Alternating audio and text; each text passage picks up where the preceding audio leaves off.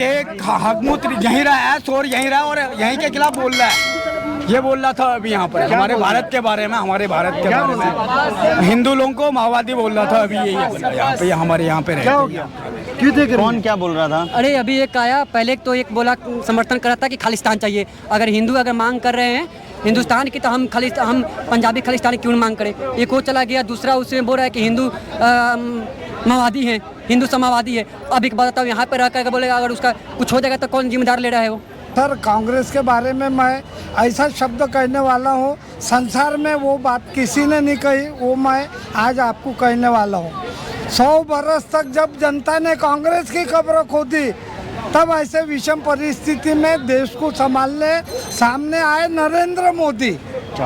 समझिए सर बात को। इसलिए यहाँ पर बेरोजगारी, रोजगार, भाईचारा और हमारे और तुम्हारे ये सब विषय खत्म। देखिए, अब आप पूछोगे मोदी जी के कुछ काम बता दीजिए। हाँ। चलिए मैं वही बता देता हूँ। जैसे भैया बता रहे थे उनकी नेशनल सिक्योरिटी होना चाहिए, ये सब। हाँ, यही थे, यही बताने वाले। मैं थोड़ा एक्स्ट्रा ऐड कर देता हूँ। किसी भी देश की प्रोग्रेस के लिए सबसे जरूरी चीज़ उसकी है जो होनी चाहिए सही इंफ्रास्ट्रक्चर। हम कंपटीशन किससे कर रहे हैं? चाइना और अमेरिका से। लेकिन कहाँ पिछड़ जाते हैं? इंफ्रास्ट्रक्चर पे। नमस्कार साथियों, मैं निश्चय भारत 24/7 से आप सभी का हार्दिक अभिनंदन और स्वागत करता हूं। आज हम आए हैं पालिका बाजार, तो लीजिए बात करते हैं लोगों से, जानने की कोशिश करते हैं। नमस्कार सर। नमस्कार। 2024 के इलेक्शन में आप एज ए पीएम किसे देखना पसंद करेंगे? मोदी जी। क्यों मोदी जी? इसलिए कि वो देश के लिए काम कर रहे हैं। ऐसा कोई काम जो आपको बहुत पसंद आया हो, जो देश हित में उन्होंने किया हो? देश हित में सबसे बड़ा काम तो ये है कि दिल्ली की बसों में देखो, बसों में सीट पीछे लिखा रहता था कि सीट के नीचे देखिए लावारिस वस्त बम हो सकता है। आए दिन कहीं बम फटते कहीं फटते थे, सारा बंद हो गया। पाकिस्तान से आतंकवादी आते थे, वो बंद हो गए। अब हिंदुस्तान की फौज पाकिस्तान में जाके मारने लगी है। उससे फर्क पड़ेगा। पब्लिक सब जानती है, बहुत होशियार हो गए हैं। और ख़ास तौर से ये आजकल मोबाइल के ज़माने में 1 सेकंड में जो है सब लोगों पास सूचना पहुंच जाती है। तो अब तक नेता लोग बेवकूफ़ बनाते रहते थे पब्लिक को, वो सारा बंद हो गया है। गांव का जो मजदूर है, जो 300-400 रुपये की दिहाड़ी वाला है, वो भी समझदार हो गया है, सारी चीज़ें जानता है। एक हकमुत यहीं रहा है, शोर यहीं रहा और यहीं के खिलाफ बोल रहा है। ये बोल रहा था अभी यहाँ पर हमारे भारत के बारे में, हिंदू लोगों को माओवादी बोल रहा था। अभी यही यहाँ पे हमारे यहाँ पे क्या हो गया? क्यों देख रहे? कौन क्या बोल रहा था? अरे अभी एक आया, पहले तो एक बोला समर्थन कर रहा था कि खालिस्तान चाहिए। अगर हिंदू अगर मांग कर रहे हैं हिंदुस्तान की तो हम पंजाबी खालिस्तान क्यों मांग करें। एक वो चला गया, दूसरा उसमें बोल रहा है कि हिंदू माओवादी हैं, हिंदू समावादी है। अब एक बात बताओ, यहाँ पर रह कर बोलेगा अगर उसका कुछ हो जाएगा तो कौन जिम्मेदार ले रहा है वो? हिंदुस्तान पंजाबियों का है या पूरा पंजाबी हिंदुस्तानी है, इसमें कोई ये नहीं है। हिंदू ही पंजाबी या पंजाबी ही हिंदू हैं, सिख हिंदू दोनों। भारत सर्वधर्म का देश है, यहाँ हर धर्म को सम्मान दिया जाता है। हर धर्म के लोग अपने आप को हिंदुस्तानी मानते हैं और धर्म को बाद में मानते हैं। हमने 10 सालों तक किनको प्रधानमंत्री बनाए थे? मनमोहन जी को। कभी हमने उनको धर्म के ऊपर आवाज़ उठाया था कि मैंने इस धर्म के हैं, इतने 1% जनसंख्या नहीं, क्योंकि हमारे हैं वो, तो हम उनको कभी नहीं किए। लेकिन ये 1-2% लोग आकर इनको खालिस्तान चाहिए, अपने रोटी से राजनीतिक रोटी। तो वो हिंदुस्तानी नहीं है ना सर? हाँ, तो नहीं है तो इनको हिंदुस्तान से बाहर निकालेंगे ना, हम हिंदुस्तान से बाहर निकालेंगे। जो ये अर्बन नक्सल्स है ना, ये यहाँ पे बैठकर जो खालिस्तान का समर्थन करते, उनके लिए ही हम लोग आते हैं सीपी में, उनका व्यवस्था करने ही आते हैं। कितने लोगों की व्यवस्था किया आपने? जो पकड़ा जाए उनका व्यवस्था कर देता हूँ। कैसे करते हैं बताइए? उनका जो ब्रेन वॉश है, उन ब्रेन वॉश जो हुआ है उनको सफाई कर यानी अच्छा इन्फॉर्मेशन देकर, लड़ाई झगड़े अच्छा इन्फॉर्मेशन देकर उनको कि जो गलत रास्ते पे भटक रहे हैं उनको सही रास्ते पे लाकर। क्या बात है? सरकार ही तो जनता डिसाइड करेगी, लेकिन जनता को जब भी वोट करे वो राष्ट्रीय सुरक्षा, राजनीति, सामाजिक सब मुद्दे को देखना चाहिए कि राष्ट्रीय सुरक्षा वो किस प्रकार के चाहते हैं। और कोई भी राजनीतिक पार्टी है तो अपना स्पष्ट रखे कि हम राष्ट्रीय सुरक्षा किस प्रकार का रखा, आंतरिक सुरक्षा, बाहरी सुरक्षा, विदेश नीति, अर्थव्यवस्था के मुद्दे पर हम किस प्रकार से देश को आगे लेकर चलना चाहते हैं। आपकी क्या राय है? स्पष्ट रूप से एक ही राय है, देश की राय बीजेपी। उसके पास स्पष्ट एक नीति है कि हम राष्ट्रीय सुरक्षा के मामले में ये करेंगे, विदेश नीति के मामले हमारा ये है, अर्थव्यवस्था के मामले में ये है, स्पेस के मामले में। एक ही पार्टी है जिसका स्पष्ट रूप से कोई नीति है और किसी पार्टी का कोई पॉलिसी ही नहीं है। तो इंडिया जो गठबंधन हुआ है, क्या ये इस बीजेपी को मात दे पाएगी? क्या मोदी को मात दे पाएगी? ये हवा फुस हवा निकल जाएगी 2024 के बाद। ये अपनी आखिरी जंग लड़ रहे हैं, इसके जी सर। हाँ जी सर, आपने अभी चर्चा शुरुआत की कांग्रेस वर्सेस बीजेपी, तो मैं दो शब्द बुजुर्ग आदमी कहना चाहता हूँ जो मैंने इतिहास देखा हूँ। जय महाराष्ट्र, मैं जुगल ओझा अमरावती से। तो सर कांग्रेस के बारे में मैं ऐसा शब्द कहने वाला हूँ, संसार में वो बात किसी ने नहीं कही, वो मैं आज आपको कहने वाला हूँ।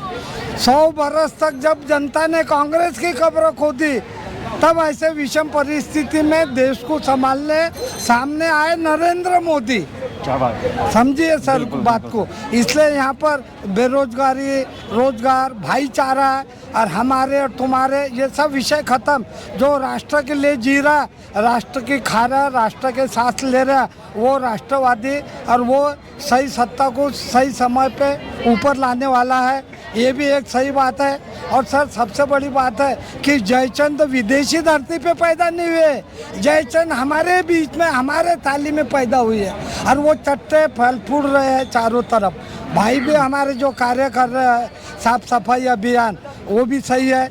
और हम सभी जनता से अपील करना चाहते हैं कि भाई आप सोच समझ कर सही पार्टी को ये दीजिए। लेकिन लोगों तो कह रहे हैं कि मोदी जी में महंगाई आ गई है। जी नहीं, ये महंगाई वगैरह और ये बेरोजगारी और ये नौकरी, ये सब बेकारी के मुद्दे उठाए हुए हैं जो प्रधानमंत्री के, हाँ, जो प्रधानमंत्री के लायक का। फ्री है, कुछ भी चीजें आज इस देश में फ्री नहीं है। अगर आपको हर चीज चाहिए तो उसकी एक न एक कीमत देनी है। हाँ सर जी, हमारे होने वाले काल्पनिक प्रधानमंत्री जी वो कहते हैं कि गन्ने को गुड़ लगता है, गुड़ गन्ने को लग जाता है। यह हमारे प्रधानमंत्री के आने वाले सोच है। इसका मतलब जिस मदरसे में वो पढ़ा हुआ है, आज तक मदरसे के बाहर जा नहीं पाया। नहीं तो ऐसे शब्द वापरता नहीं था, मोहब्बत की दुकान और वो जुमले, ये शब्द तो उर्दू वहाँ से आया ना, फॉरेन से। हिंदी शब्द एक भी अपने मुंह से बोला हो प्रधानमंत्री के लायक आदमी ने तो बोलिए ना। अब कुली भी बन गए, जिसकी जो लायकी वो करता है। क्योंकि डीएनए तो आज तक उनके परिवार का इसरो को भी नहीं मिला और ये अपने नासा को भी नहीं मिला उनका डीएनए। तो उनके बारे में आप स्वच्छ भारत अभियान में ये स्वच्छता क्यों नहीं करते, मैं जनता से पूछना चाहता हूँ। और सही प्रश्न का सही जवाब दे, सोच समझ के दे, ये मेरी प्रार्थना है। जी सर। जय मोदी जी के फेवर में। अब देखिए, अब आप पूछोगे मोदी जी के कुछ काम बता दीजिए। चलिए मैं वही बता देता हूँ। जैसे भैया बता रहे थे उनकी नेशनल सिक्योरिटी होना चाहिए, ये सब, हाँ यही थे, यही बताने वाले। मैं थोड़ा एक्स्ट्रा ऐड कर देता हूँ। किसी भी देश की प्रोग्रेस के लिए सबसे ज़रूरी चीज़ उसकी है होनी चाहिए सही इंफ्रास्ट्रक्चर। हम कंपटीशन किससे कर रहे हैं? चाइना और अमेरिका से। लेकिन कहाँ पिछड़ जाते हैं? इंफ्रास्ट्रक्चर पे। चाइना ने सबसे पहले क्या किया, जिस समय हम लोग 71 में ये सब आपातकाल लग रहा था, उस टाइम पे चाइना ने अपने इंफ्रास्ट्रक्चर पे वर्क शुरू किया था, वो भी अच्छा वाला। लेकिन हम लोग लड़ने पे लगे पड़े थे और होता क्या था कि जो पैसा है घोटालों में जा रहा था। ठीक है, अब क्या है जी, मोदी जी ने ऐसा नहीं कि इंफ्रास्ट्रक्चर उन्होंने नहीं किया काम, लेकिन ये है कि अभी जो मोदी जी कर रहे हैं वो वर्ल्ड लेवल का इंफ्रास्ट्रक्चर हो रहा है। अब आप खुद देखिए, कश्मीर तक ट्रेन जाने वाली है, मतलब 2024 तक शायद आप लोग दिल्ली से श्रीनगर बाई ट्रेन जा सकोगे आप लोग।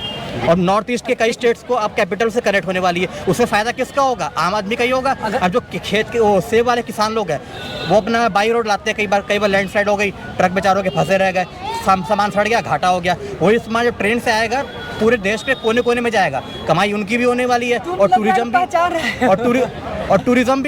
टूरिज्म भी डेवलप होगा वहाँ का। तो जो वहाँ के लोकल लड़के लोग हैं जो बोलते हैं पत्थरबाजी करते हैं, वो लोगों को काम मिलेगा कि भाई बोलेंगे भाई हम यहाँ पे लोग ये देखिए हमारे साथ ये चीज़ है, वो टूरिस्ट गाइड बन जाएंगे वे, तो रोजगार मिलेगा कि नहीं बताइए। अब हर बार आप ये बैठ के बैठोगे कि भाई हमें 2 करोड़ वाली सरकारी नौकरी चाहिए। भाई मैं भी 12-13 बार मैंने भी सरकारी एग्जाम दिए हैं, 1-2 में तो फर्जीवाड़ा हो गया, नहीं कर पाया, 12 में क्वालिफाई नहीं कर पाया। तो मैं क्या, अब मैं प्राइवेट जॉब कर रहा हूँ तो क्या मैं 80,000 कमाने के बाद ये बोलूँ कि मैं बेरोजगार हूँ? मेहनत करनी पड़ेगी।